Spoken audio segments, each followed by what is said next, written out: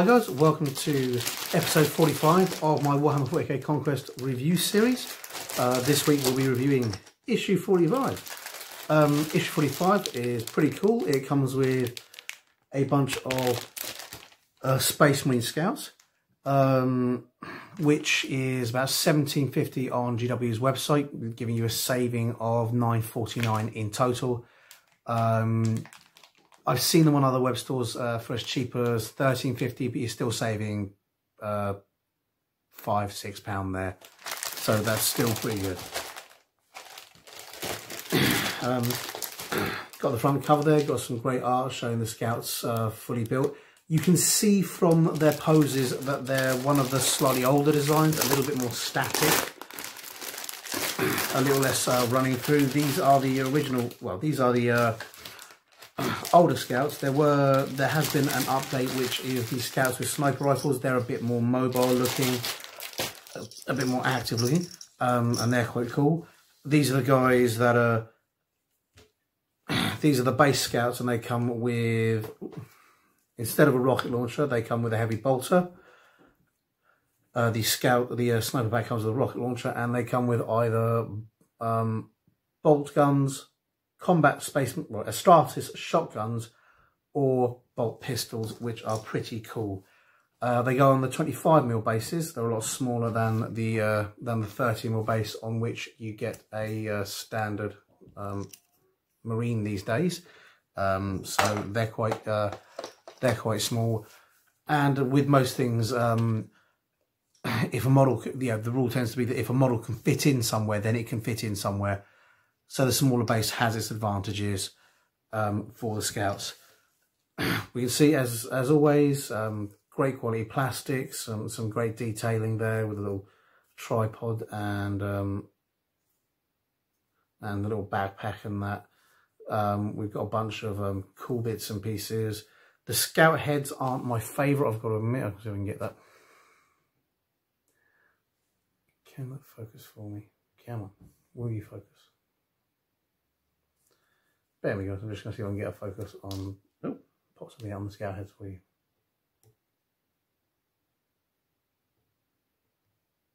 Nope, that's not going to focus.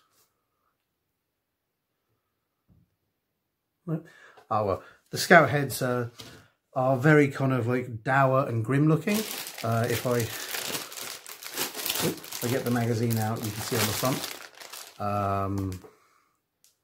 They're quite cool, but again, they're fairly dour and grim looking, which is what you'd expect from Grimdark.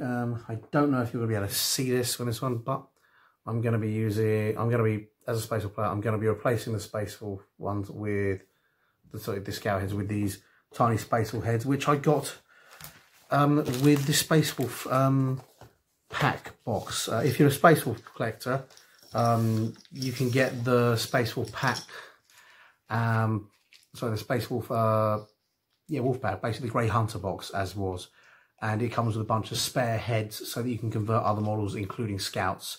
So that's pretty nifty, or at least it did when I bought it last. Maybe things have changed since then, because I had so many of them I didn't need one for a while. And that's going to allow me to Space Wolf these up. They've got some great details. The heavy bolter, one of my favourite details. The arms there, I don't know if you can see, are actually bare muscle compared to the arms on the weapons, which have cloth or protective material possibly over their arms. I like that. I like the fact you don't have to have the shoulder pads, so you can have one arm just raw muscle and shootiness, and that's pretty nifty. For those of you who don't know what Scouts are basically baby Space Marines.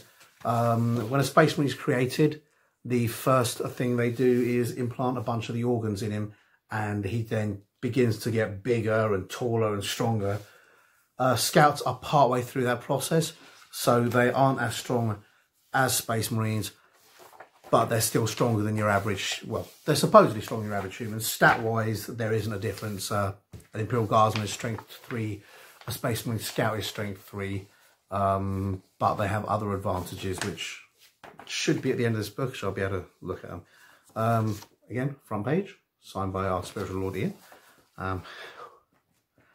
It's quite warm over here, guys, and if anybody's watching in America and thinking, oh, that's not warm, remember, England doesn't do air conditioning. Literally, we don't do it anywhere except in like industrial buildings. So whatever the temperature is, we get. And we're pasty-faced people who, you know, we'll fight wars, we'll slog through trenches, but, you know, a bit of heat and we go, But then still fight wars and slog through trenches in it. We've got a picture here of a scout. This one is, as you can see, an Imperial Fist Scout. Every chapter has scouts. And in every chapter, they're pretty much the same, except for Space Wolves. With Space Wolves, scouts are just normal Marines, weirdly enough. The size difference is not there. Scouts are normal Marines, so they're as strong as normal Marines, but they're they get loners. They get your average Space Wolf. They'll get people that don't like hanging around in groups, that want to go out there and be a lone wolf. And those guys get put into the Scout Army. And those guys hang around with the Reavers now, and apparently have a lot of fun together. It's one of the few things. Every other chapter, I think I said this last week. Every other chapter sits and goes, and looks at the new types of Marines and goes like, oh, they're all weird and they're all scary. But Space Wolves, the Scouts and the Reavers just hit it off straight away, and they just, yeah, was Space Wolves looking at the new Primaris going, they're new, they're different, do we trust them? Apparently the Scouts, who are distrustful and wily by nature, went, Reavers, they're fucking cool. Let's go blow things up together. Come on, mate. And apparently they're all good pals and friends now. Just to give you a couple of ideas of scale, actually. I can't stick them together. I might see if I can get some. Here's the size of a Scout's legs. There's the size of a Reaver's leg. And here's the standard Space Marine. So you can see that the Scouts are much, much smaller. And in a Primaris army are going to look diddy. But they are cool. And because they're Scouts, you can kind of forgive the size discrepancy and go, yeah, they're not fully developed yet. Although in this case, because I'm playing Space Wolves, that's not the excuse. The excuse is, yeah, they're the Scouts that we're still using. Because, like I say, even in the fluff, Reavers and Scouts get along amazingly. But you've got a nice bit here, beautiful picture. As always, the artwork is fantastic. I'd like to see some more posters with this. I mean, they probably decided everything's already going, but GW, more posters. We've got a great blurb there about what Scouts do, what their specialisms are, stealth tactics, anti-infantry combat, sabotage, infiltration and reconnaissance. So that's all pretty cool. Most Scouts come statted up with the ability to take things like melter bombs or crack grenades or things that can allow them to infiltrate. Space Marine Scouts have behind enemy lines, which puts them at the back. Not sure what other Scouts have. Haven't read the other Scouts rules. Just to give you a rough idea of what Scouts, how cool Scouts are. Just from the Space Wolf, this is the Reaver's stat line. This here is all the random shit Scouts can get. You can see here that you've got 3 or 4 lines of cool stuff for the Reavers, and here you've got a dozen or more. 1, 2, 3, 4, 5, 6, 7, 8, 9, 10, 11, 12, 13. 13 compared to 1, 2, 3, 4, 5, 6, 7. So that's double the weapons options. They're really a great multi-tool. So they're pretty cool. They can take camo cloaks, shotguns, frag grenades, crack grenades as usual, heavy bolters, missile launchers, plasma pistols. So that's all pretty cool. They don't get plasma storm shot from weapons combat. Plasma pistol, storm shot on the new weapons list. They don't get as much of the cool stuff as they used to. For example, in 6th edition, Space Wolf Scouts could all take melter bombs, which was an amazing thing to drop in the back of an Imperial Guard army. For the cost of 5 Scouts, which was remarkably cheap, usually, you know, 100 or more points, I think about 150 for a unit, wasn't that much. You could take out a Baneblade and you just drop them right in the back, wherever you wanted. They'd run forward and go boom, and you know, your Imperial Guard player would go no. Particularly if you're playing a reasonable points thing, and if you're playing a massive points army against an Imperial Guard player, what are you doing? That's not how the Space Marines operate. Small, solid strike forces, but also blow their shit up. They deserve it. But yeah, it's When they are first inducted into a chapter, new recruits are given the rank of neophyte and join the 10th company as scouts. Only once a recruit has proven himself, the recruiter has proven himself in the 10th company, will he be deemed ready to join the ranks of his chapter battle brothers. A new recruit has much to learn and must go through many long months of training before he sets foot upon a battlefield. Not only must he learn to master the many biologically engineered enhancements within his body, he must learn to use the war gear of the Adeptus Astartes. He does so under the leader of a scout sergeant, a space marine veteran who is an expert mentor. Not all recruits manage to survive the training. With Wolf Scouts, it's different. With Space Wolves, it's completely different. Like I say, they're actually picked from the ranks of Blood Claws. Space Marines put all their neophytes into armor and send them, because they're all slightly mental. They just become Space Wolves, and the whole wolf thing goes to their heads initially. So they go in as assault troops. Then only after they've calmed down a bit, they look at the guys that tend to strike out on their own and tend to be loners, and they move those to scouts. Not sure what it is now, but I understand with the Black Templars, their neophytes were mixed into their squads in mixed squads, with the neophytes being taken care of by the bigger Marines and providing power support in lighter armour. Just because they were constantly recruiting and constantly expanding, they couldn't afford to wait for people to be fully developed. They needed to have them in squads straight away, so their scouts just get mixed in. So that's a different thing as well. So not every company and not every chapter operates scouts in the same way. Everyone, each chapter has its own rules, its own tendencies. This description here, if you're reading it, tends to be about other things. Oh, fantastic. They've actually included what I've just said in here. I'm turning to the next page and seeing everything I've just said being included. Black Templar neophytes not begin field training as scout squads. Instead, they train within the ranks of battle brothers. When the neophytes first begin training, they are observed by a group of experienced battle brothers called initiates. This training tests their martial skills, strength and faith to the very limit. Should a neophyte impress an initiate, the initiate may decide to mentor the neophyte in the art of war. The initiate takes complete responsibility for the neophyte's training. So a little bit Padawan, Jedi Knight kind of thing there. And then we go to this one. The 10th Company have dispersed the fog of war. That's nice. We go on to the this guy. As you can see, where these scouts are young neophytes, these Space Scouts are old grizzled warriors.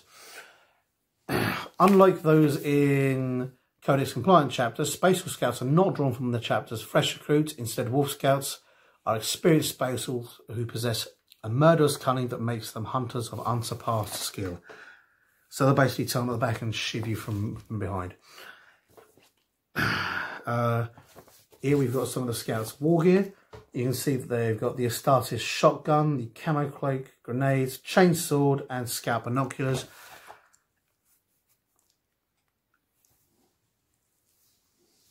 All fairly cool weapons. Sorry, a bit twitchy.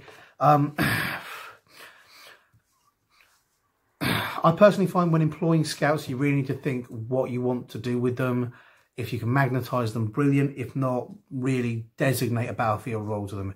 If they're going to be a random close assault squad, which they can do, they've got the weapon skill for it, and they can take an extra attack. They're only 5-man squads, so they're more throw extra weight into an attack or come out of nowhere to delay somebody kind of things.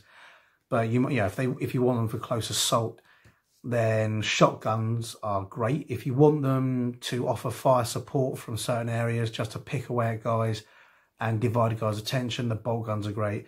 And if you want them to be specifically targeting and messing up leaders and that's where your sniper rifles go in. You really need to think what your plan is with the scouts when you build them, because there's only 5 of them in a pack. You can buy another pack and get 10,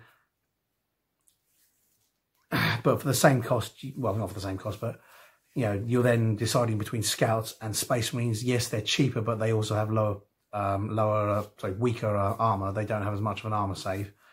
So you've really got to think, what am I going to do with them and how am I going to employ them on the battlefield? a lot of people tend to throw them in behind as almost distraction units, to the point where you're like, well, you can either send units back to deal with these scouts, which are probably going to be more expensive than these scouts, thus diverting them from the front line, or my scouts are just going to continually hammer the back of your lines in a way that's annoying as fuck. So there's that option. You can have them as guys that deploy from the back, and thus they can get there along with your assault troops so that you can time them together. The shotgun works very well with that because it's an assault 2 weapon and within its 6-inch range. So, you know, you're getting into very much the range you want to be before you're charging, as close as you can. It's a strength 5 weapon as opposed to strength 4. So you've got you've got 10 strength 5 shots, then you're going to charge in and stab people with knives at strength 4. +1 attack for having the weapons, +1 attack for charging. That's 15 attacks on the back. It's not a lot, but if you're throwing it on top of bikers that are weaving their way through, if you're using multiple units of scouts or throwing it on top of assault troops, it can really sway the battle. Either that, or as I say, you can use it assault wise or sniper wise, because they come in from the back. You can use them to pick off backline assets. You know, your zoanthropes, your psychic guys that tend to sit towards the back of a Tyranid army but aren't that particularly badass in combat. You might just want to throw in a bunch. Yeah, again, 10 strength 5 shots into the back might be enough to remove that psychic guy. Certainly not enough to move any of the big creatures, but, you know, it might be enough to really make a mess of things. And obviously, whilst you can spread stuff out, you can't split it in 2 directions. So, you know, if you've got them with bolt guns staying at the edge of their bolt gun range, or with sniper rifles staying at the edge of the sniper rifle range, you can constantly just pick a couple of troops off the enemy, and you also have to make the opponent really think about where he's going to stick his characters. Because the tradition of sticking your characters behind the main units so they can't be shot and picked off doesn't work if somebody's dropped scouts in your back lines. So they're very useful. They're a very good unit to have. They've got a lot of tactical possibilities, but they're not very hardy. They do die very quickly. There's only 5 of them. They've only got a lower, they've got a lower armor setting, usually armor save, usually only of 4.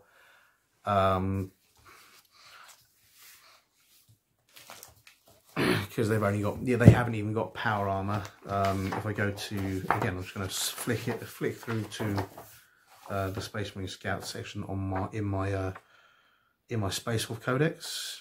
Pretty precious codex. There we go. Wolf Scouts, yeah, armor save 4 for the Scouts. With Wolf Guard, you can stick a pack leader in there who's armor save 3, but you're still looking at 5 scouts and a dude. So they're still got they're still very easy to for your opponent to kill off when they decide they want to do that. So yeah, very much a tactical unit. War gear profile. Again, as I pointed out, just a lot of war gear options, so you really can specialize them. If you've got the time and the patience to magnetize the limbs so that you can pick whichever options you want, that's a great way of doing it because you can then tailor them. If you don't, either get multiple boxes of scouts or pick what you want. They are relatively cheap. But yeah, here we're seeing the shotgun, the combat knife, the chainsaw, the bolt pistol, camo cloaks and sniper rifles. If you want to know what the camo cloaks do, these garments are designed to obscure from the enemy so they can use stealth to complete their missions.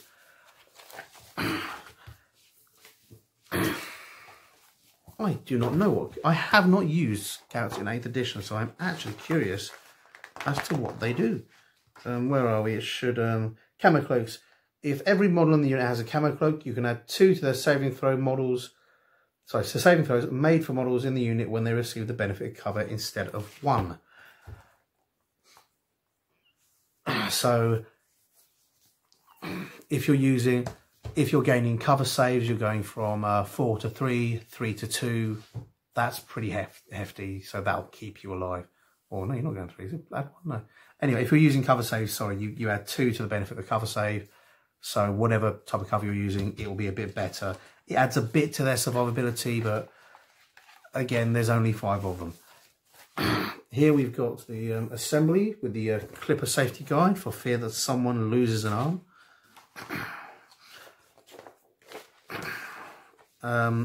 These are a multi-part model. They're one of the first, well, not one of the first. We've had some other multi-part models come in, but most of them have been easy to build because that saves money. Scouts are one of the cheaper things that GW sell. Again, whilst there's 2 sprues, altogether those sprues only build 5 models, and at £17, that's probably why they felt happy to throw them in with a part build set. You'll get 5 scouts of them. So they're showing you the build guide is a bit more complex here. They're showing you the various bits and pieces here, and then they're showing you basically all the options. You can go pistol, knife. There's the heavy bolter. You can then assemble them with bolt guns, shotguns, whatever you want to use. I'm probably going to assemble with shotguns, not because shotguns are the best option, just because they're the coolest option, and I play by rule of cool rather than... If I wanted to spend hours min-maxing my list, I could, and I used to do that for competitions and things like that, with a reasonable amount of success. Wasn't the worst player, wasn't the best. Twatted a lot of people. But at the same time, you end up just using the same few units, whereas I like to really just have fun and muck about. And it's showing you there, you know, all the bits you can add. We can see that this being an older, not an easy to build unit, and a multi-part unit, there's a lot more options and a lot more variability you can use, which also means you'll have a lot of spare bits which you can trim, nick, and use for other things if you want to. Then we're going through the paint guide here. With scouts, they differ from marines in that they don't go for the same colour all over. With these scouts, we've got blue and beige. With Space for Scouts, it's more grey and beige. Here it's showing you how to paint some of the cybernetics so they stand out. And they're showing you paint the cybernetics first, then paint the flesh afterwards, which is good. I always do it the other way around, but that's just me. And then it's going how to use the washes and all the bits and pieces to get the best out of them. Finally following up with the details and bits like that, until eventually you get something that looks roughly like that. You can kind of tell these are older models just because their poses are much more static and much less dynamic. The scouts, I think, were initially... The first scouts I ever saw were for Advanced Space Crusade, which was a weird thing where... It was one of the first things where the Tyranids were really brought in as a heavy force. It was a tabletop game, an expansion of the old 90s Space Crusade game, or rather a completely new game, which was much more complicated. It involved boarding hive ships and using heavy bolters and bolters with acid weapons. Yeah, basically they had acid. You had bolt pistols and heavy bolters, but they had hellfire rounds, which are basically glass rounds full of acid that would hit and burn them. Kind of the reverse of Alien, really. It was a really cool game. You assembled the map as you went, and there were lots of sphincters. No doors, just sphincters. Sphincters everywhere. You were getting your Marines right up in the sphincters. Did I say sphincters? It was a fantastic game. The scouts were very much arm up like this, gun out like this. As you can see, these models have a similar sort of 3rd edition feel to them. They're not quite as game PC as 3rd edition. They've still got a bit more movement. These guys came out sort of late. These models I think came out later in 3rd ed. So they didn't have the as I said, the game piece look to them. For those of you who aren't familiar with 3rd edition was when 40k really changed massively. 1st edition had been basically a sci-fi skirmish game is what we call it now. It wasn't a big war game. Yes, there were tanks, but you'd often play with 10, 15, maybe 20 Marines, and that would be a lot. You might have a tank. It grew, and it grew and got more tanks, more weapons, more cool stuff. By 2nd edition, it was actually more of a war game. And then by 3rd edition, they looked and went, right, if we're going to keep expanding this, we need to trim down the rules, we need to get rid of some of the silly, and we need to make the game function smoothly. To a lot of us old players, it was a mistake. It was when 40k became cool and stopped being fun and a fun, enjoyable game with weird stuff in it. So a lot of us old players really miss 2nd ed.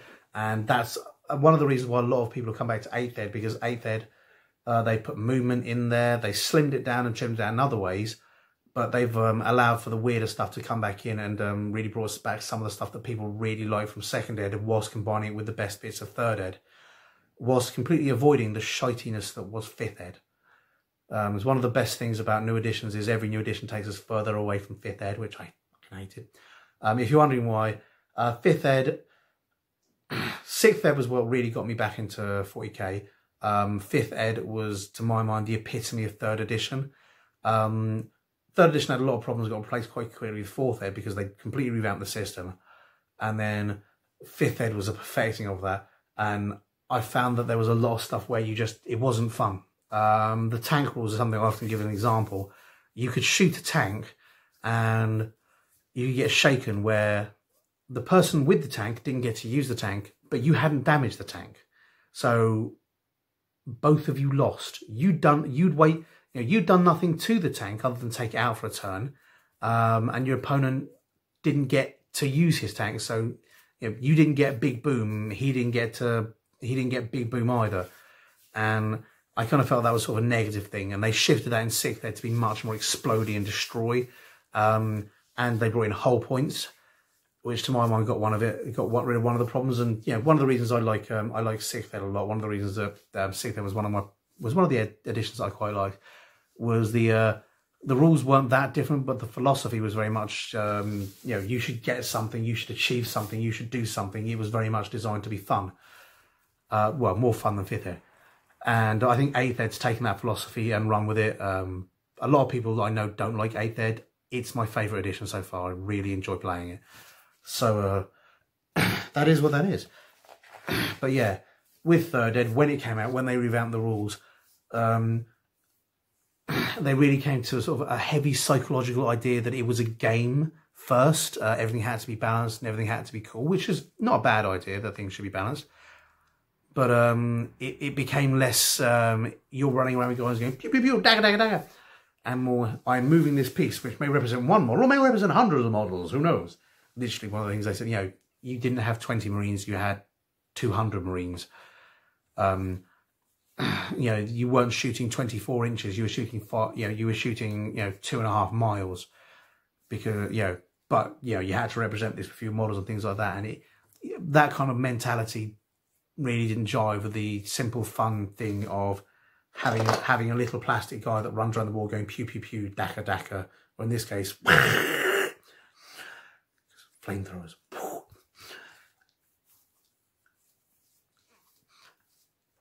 And one place where this philosophy was particularly reflected in 3rd Ed was that the models weren't moving, they were actually, they had their legs stuck out the side and were holding the weapons like this, or in the case of the orcs, they had the gun. I'm just going to back up so you can see. They had the gun like this and were holding a sword like this, and the models really looked like. Let's get back to the The models really looked like game pieces, which is cool because they were game pieces.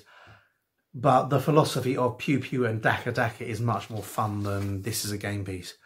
And again, it's one of the reasons I love these models so much, just because this is possibly the most static model in the army, and he still looks like he's leaning forward. He still looks like he's moving. You take that and compare that to this guy who's mid-run, this guy who's also, he's making progress across the battlefield. Even this tanky guy who looks like he's just plodding and pounding along the battlefield with his heavy feet. They're much more along the lines of anthropomorphic representations of guys. You want to go pew pew, you want to go daka daka, and that I really like that. Here we've got some bits on how to paint the guns. More coolness. And here we've got your war gear options. Got a lot of complex bits and pieces. Here, this is explaining a new set of rules, which in the previous sets, as we discussed earlier, the previous stuff you've got, it has a set number of weapons. They're easy to build, so they come with a set number of stuff. So they didn't have to put all the options in. They just say, here's how the guys that you've got are equipped. Yes, you can buy other guys that have multiple options, but we're just giving you the the stats for your guys. So this goes through war gear and how war gear options work, which and then yeah, more descriptions of the war gear, how beautiful and cool it is. And then here we are with the scout stats and some of the war gear you can have. Not all of the war gear, but in all fairness, to get some of the war gear that I showed you in the Space War Codex, you actually have to buy the sniper rifle box set of scouts, which is a different box set entirely. So that's pretty cool. And again, one-sided there, so you can put that in your little Space Marine Codex that's growing there, and you'll have another book there.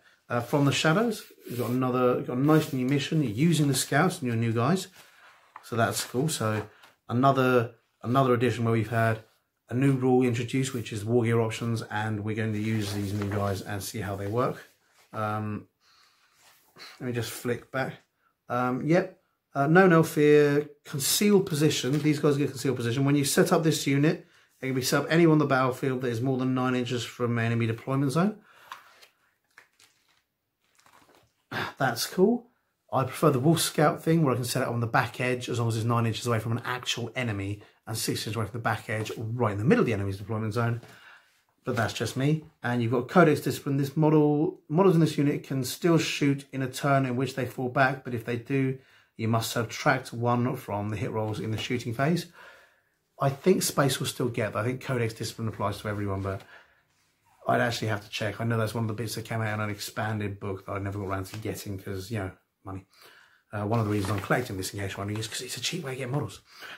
If we actually go through the stats on the scouts here, movement 6, which is reasonable, weapon skill 3, ballistic skill 3, which is reasonable.